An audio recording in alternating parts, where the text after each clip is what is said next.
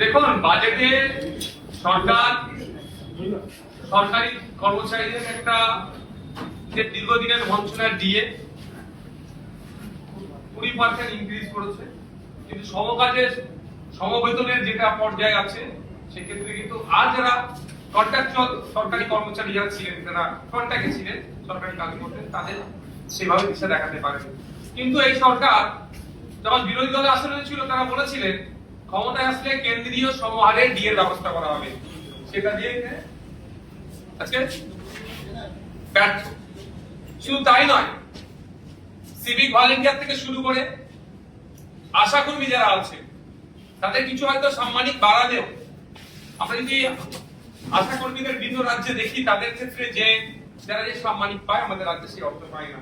এবং সিভিক ভলেন্টিয়াররা কোন অংশে একটা কনস্টেবলের থেকে কম কাজ করে না, তাদের যে সাম্মানিক বাড়ানো হচ্ছে সেটা আমাদের কাছে কম হচ্ছে।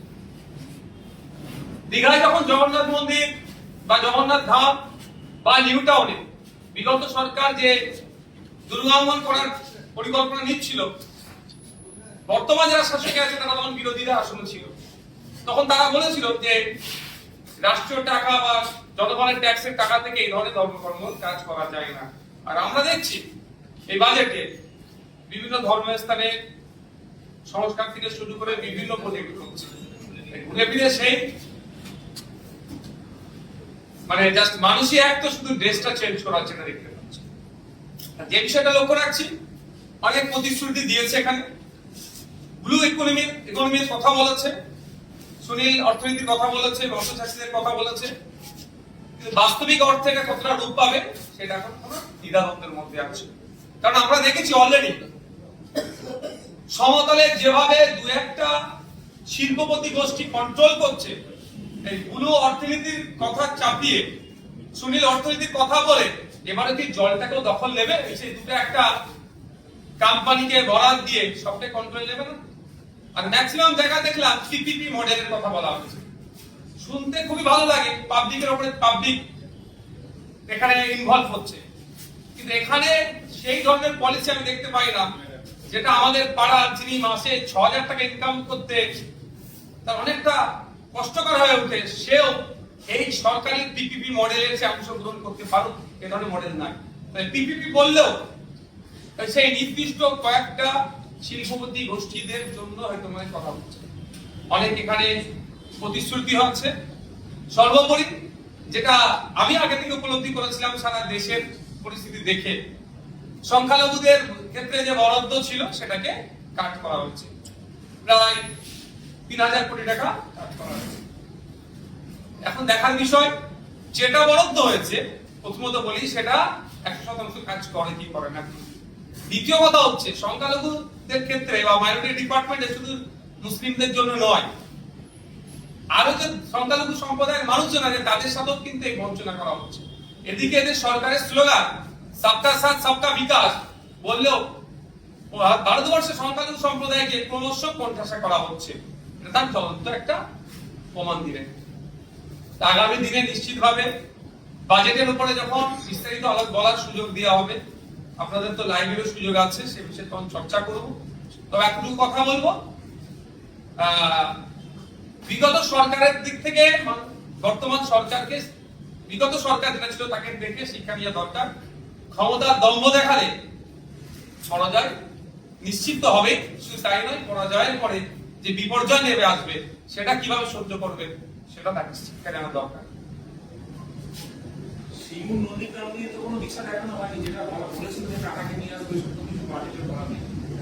গভর্নর স্পিচের উপরে নন্দীগ্রামকে নিয়ে চর্চা হয়েছে, সিঙ্গুরকে নিয়ে চর্চা হয়েছে, নন্দীগ্রামের জন্য শুধুমাত্র একটা ব্রিজের নির্মাণের কথা উল্লেখ আছে।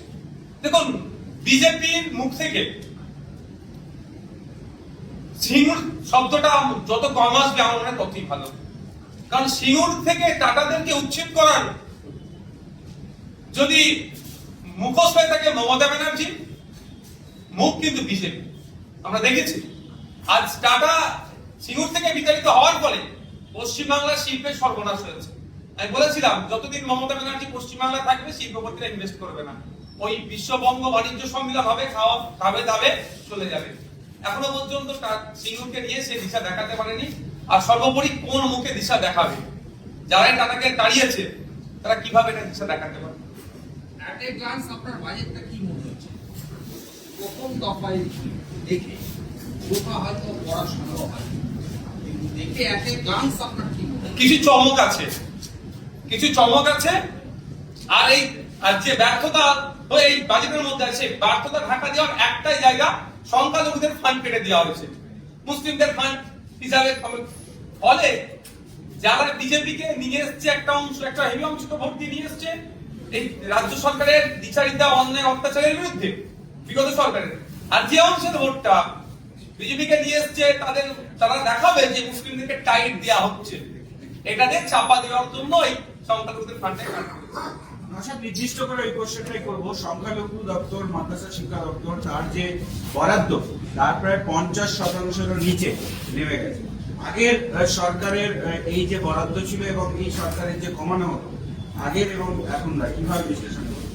দেখুন, এই বাজেটের যে সমস্ত দিকগুলো ব্যর্থতা আছে, দুর্বল জায়গাগুলো ঢাকা দেওয়ার অস্ত্র ওটাই, আর কোনো চর্চা হবে না, ওটাই অস্ত্র। এই দুর্বলতা ঢাকা দেওয়ার জন্য সংখ্যালঘুরা রেডি আছে, এক নম্বর। দ্বিতীয় কথা, সংখ্যালঘুদেরকে মানে সংখ্যালঘু মুসলমানদেরকে টাইট দিতে গিয়ে বাকি যারা সংখ্যালঘু সম্প্রদায়ের অন্তর্ভুক্ত তারা আজকে টাইট হচ্ছে। তৃতীয়ত, যে বাজেটটা আজকে রেখেছে একটু আমি চরম বিরোধিতা করছি, কারণ প্রত্যেকটা ডিপার্টমেন্টের বাজেট বাড়লো, সংখ্যালঘু ডিপার্টমেন্টের বাজেট কমে গেল, এটা আমি চরম বিরোধিতা করছি এবং এটা নিয়ে বিবেচনা যাতে করা হয় সেটারও আমি চর্চা করব।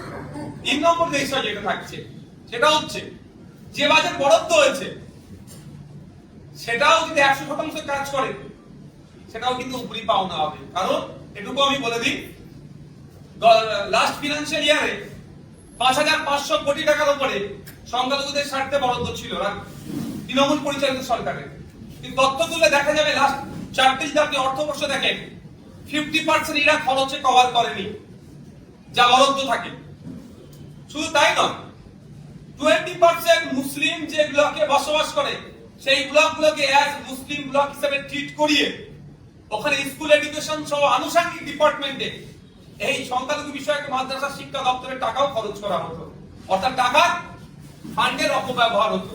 আমি আশা করবো এই সরকারের কাছে যে ফান্ডের অপব্যবহার না হয়, মিসম্যানেজমেন্ট না হয়, যে ফান্ড যার জন্য বরাদ্দ হয়েছে হেড টু হেড সেটা খরচ করা হোক এবং এটা এই বৈষম্যের হাত থেকে, বঞ্চনার হাত থেকে বাংলার মানুষ সহ সংখ্যালঘুদেরকে মুক্তি দেওয়া হোক।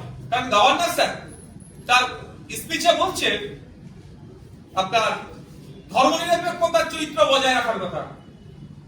যদি ওটাই হয় এবং প্রত্যেকটা ধর্ম জাত বর্ণের ঊর্ধ্বে গিয়ে একটা গুড গভর্নেন্স উপহার দেওয়ার কথা বলছে, তো এখানে নির্দিষ্ট করে সংখ্যালঘু সম্প্রদায় মুক্ত যারা আছেন তাহলে সরকারের দ্বারাই তারা বৈষম্যের শিকার হচ্ছে। আর এই সরকার সংবিধানকে সামনে রেখে শপথ নিচ্ছে, আশা করবো সংবিধান সম্মত কাজ করবে। সংবিধান যে রাইটস গুলো দিয়েছে একজন সাধারণ নাগরিকের উপরে, একজন সংখ্যালঘুর উপরে, একজন এসটি এসসির উপরে, সেটা যাতে যথাযথ ফুলফিল হয় সেটা নজর রাখবে। বিজেপি বহুবার পরিযায়ী শ্রমিক নিয়ে অনেক সমালোচনা করছে আগের সরকারে, এই বাজেটে কি পরিযায়ী শ্রমিকদের নিয়ে কোনো দিশা দেখানো হয়েছে? এখানে নতুন কলকারখানা তৈরি হবে, কর্মসংস্থান তৈরি হবে পরিযায়ী শ্রমিকদেরকে ছাড়তে খাটতে ওরা এখানে কাজ করবে, কিন্তু এখনই তো এটা সম্ভব নয়। আজকে বললি কালকে একটা এখানে কোম্পানি আসবে, শিল্পপতি গোষ্ঠী আসবে, ইনভেস্ট করলো, কালকেই সেটা হয়ে যায় না, সময় লাগে। এই মুহূর্তে পরিযায়ী যারা আছেন তাদের বিভিন্ন ভাবে ভিন রাজ্যে যারা আছে তাদের প্রোটেকশন দেওয়ার ব্যাপারে কোনো শব্দ খরচা করলেন না। কিন্তু inter state migrant labour act আছে 1979, এক্সাক্ট সালটা মনে পড়ছে না, inter state migrant workman labour act আছে। সেই অনুযায়ী যে আমার রাজ্য থেকে একজন শ্রমিক ভিন্ন রাজ্যে যাচ্ছে তার সমস্ত রকমের নিরাপত্তা থেকে শুরু করে চুক্তি যেটা সেটা যাতে ফুলফিল করে, ভিন রাজ্যের সাথে কেমন যোগাযোগ থাকবে, ভিন রাজ্য থেকে আমাদের রাজ্যে যদি কেউ কাজ করতে আসে তার ক্ষেত্রে আমরা সেই সিকিউরিটি দেবো, নিরাপত্তা দেবো, সে নিয়ে কিন্তু কোনো চর্চা হলো না। কিন্তু ভোটের সময় সেই সময় ভিন রাজ্য থেকে ভোটারদেরকে নিয়ে আসা, তদারকি করে নিয়ে আসা, তাদের জন্য স্পেশাল ট্রেন অ্যারেঞ্জ করা, সবটা হলো। তারা ভোট দিল, তাদের ভোটের জন্য একটা অংশের ভোটের যদি সরকার পরিবর্তন হলো, কিন্তু সরকার পরিবর্তন হয়ে যাওয়ার পরে তাদেরকে নিয়ে সেই অর্থে আর চর্চাই হলো না।